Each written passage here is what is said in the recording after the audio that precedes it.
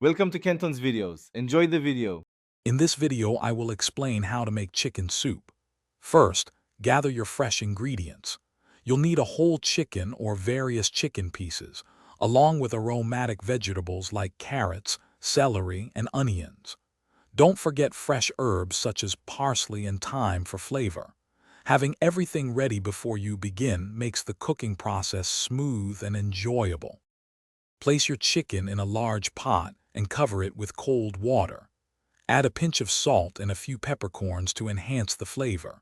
Bring the water to a gentle boil, then immediately reduce the heat to a low simmer.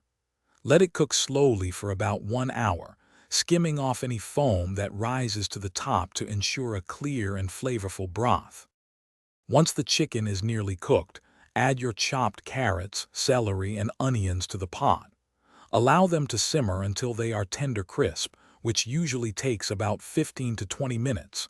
Carefully remove the chicken from the pot, let it cool slightly, then shred the meat from the bones.